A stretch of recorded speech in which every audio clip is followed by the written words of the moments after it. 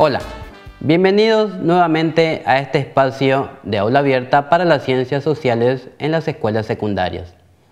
Hoy, como en capítulos anteriores, seguiremos viendo cómo fue ese proceso histórico entre finales de la Edad Media y los principios de la modernidad en la Europa occidental. Ya hemos visto más o menos cómo el progreso y la expansión en la producción mejoraron significativamente el aumento de la población y el auge en el comercio. También entendimos que este auge comercial, el aumento de la población, va a posibilitar el incremento urbano, lo que va a dar nacimiento en esta época a una nueva clase social, la burguesía. Además, van a aparecer en esta etapa dos estilos artísticos, el estilo románico y el estilo gótico. Ahora quiero que me acompañen para ver cómo fue el proceso político en esta etapa en la Europa occidental. ¿Me acompañan?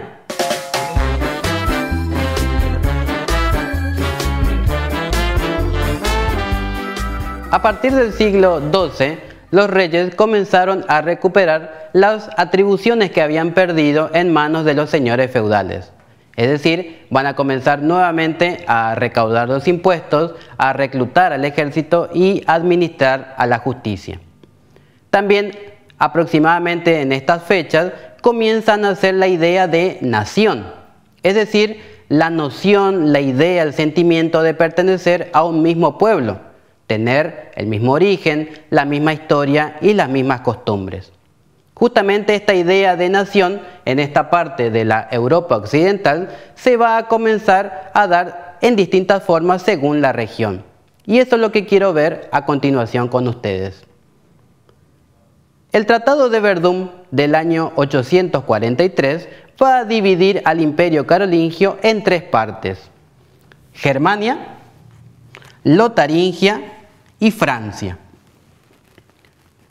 En Germania, los reyes van a sufrir una lenta decadencia, sobre todo por el ataque de los eslavos y de los húngaros. Además, paralelamente, va a comenzar a ascender el poder de los grandes señores o grandes duques. Sin embargo, va a aparecer Otón I, uno de los primeros reyes de la dinastía de Sajonia, que quedó en el trono después que muere el último de los herederos carolingios.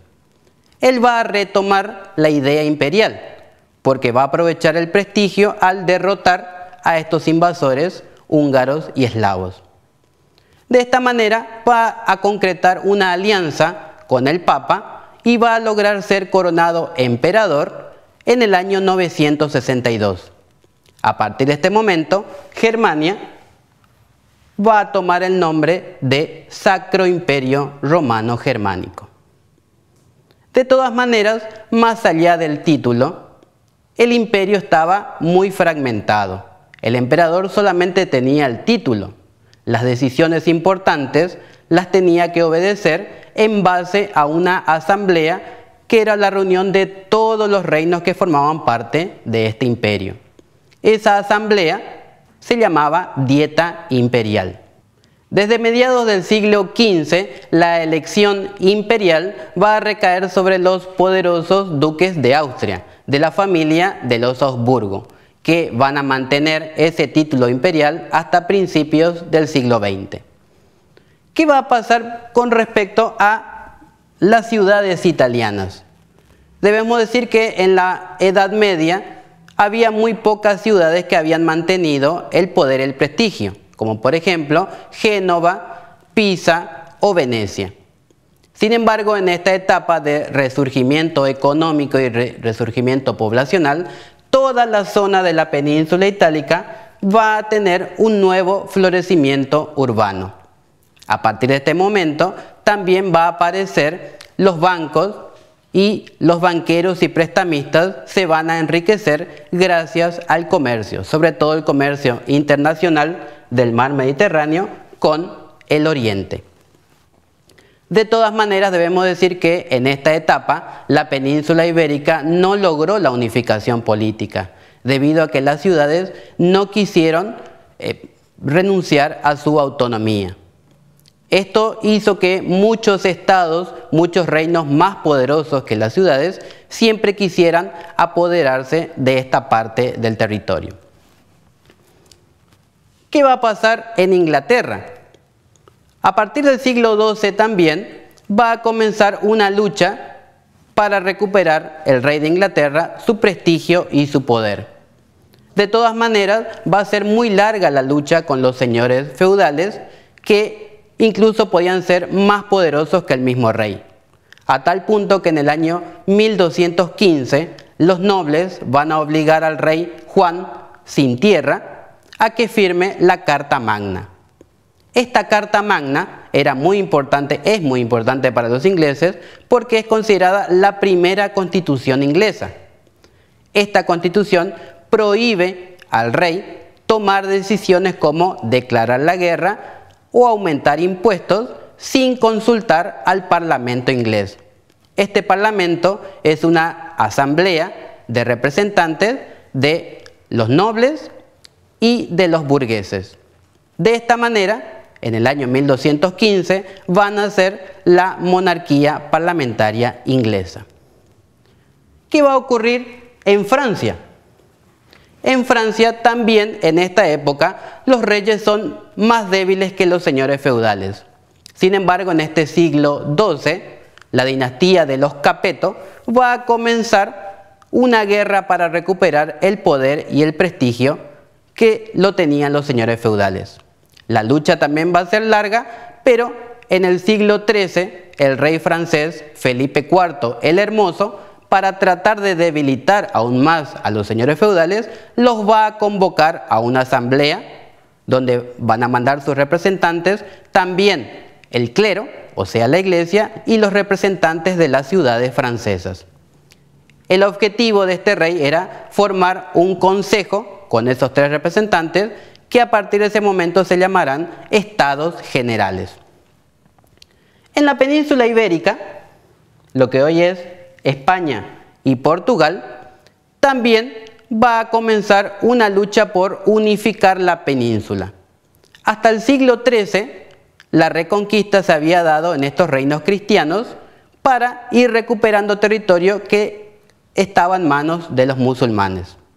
Sin embargo, en el siglo XIII quedó bloqueado esa reconquista y se lo retomó recién en el siglo XV.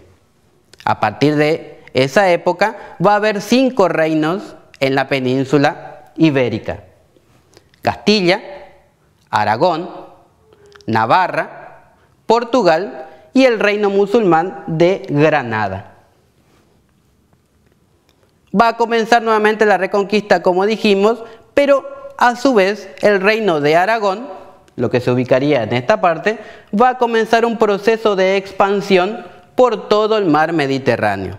Se va a transformar en una federación de reinos que, más allá de que van a obedecer al mismo rey de Aragón, cada lugar va a mantener sus propias leyes.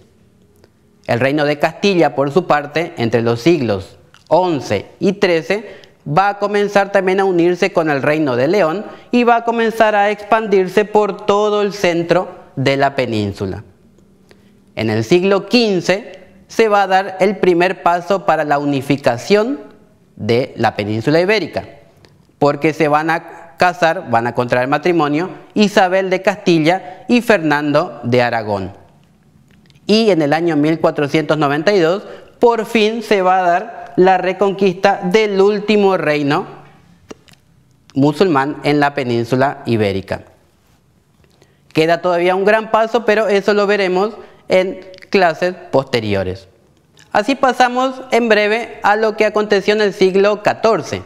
Este siglo fue muy fatal para Europa porque se dio una conjunción entre guerras, hambrunas y pestes.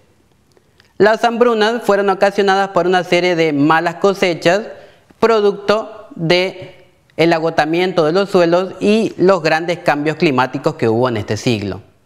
Mal alimentados, los europeos fueron presa fácil de las epidemias. La epidemia más grande fue la del año 1348, conocida como la peste negra, o también conocida como la peste bubónica, que se extendió por toda Europa y se calcula que después que terminó la epidemia 1/3 de la población europea falleció en esa peste.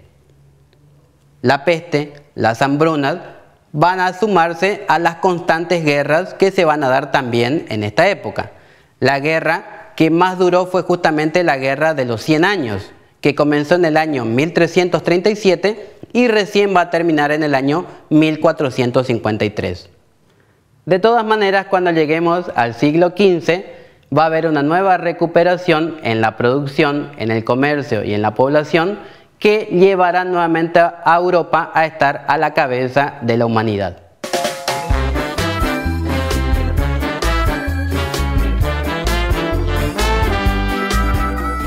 Hemos visto en esta clase cómo fue más o menos el proceso político de finales de la Edad Media y los inicios de la modernidad. Vimos algunos detalles cómo fue este proceso en el Sacro Imperio Romano Germánico, en Francia, en Inglaterra, en las ciudades italianas y en la península ibérica. Ahora quisiera dejarte una pequeña actividad escrita. Pensemos. Te propongo que hagas ahora la clásica línea histórica. Es decir, que tengas en cuenta a la Edad Media desde su inicio hasta su final y lo tomes como una técnica de estudio. ¿Qué vas a necesitar? Simplemente un lápiz, una hoja cuadriculada, una regla, un profe de historia que tengas a mano y mucha memoria para acordarte. Vas a tener como ayuda el inicio y el final de la Edad Media. Y si puedes, agrega algunos años más destacados en este proceso desde inicio hasta el final. No te olvides de poner en cada fecha una breve referencia sobre lo que sucedió en ese año. Si lo practicas con frecuencia te darás cuenta que entenderás mucho mejor todos los procesos que se dieron en la historia. Que te diviertas, nos vemos en el próximo encuentro y no te olvides de sintonizarnos mañana en una nueva propuesta de Aula Abierta.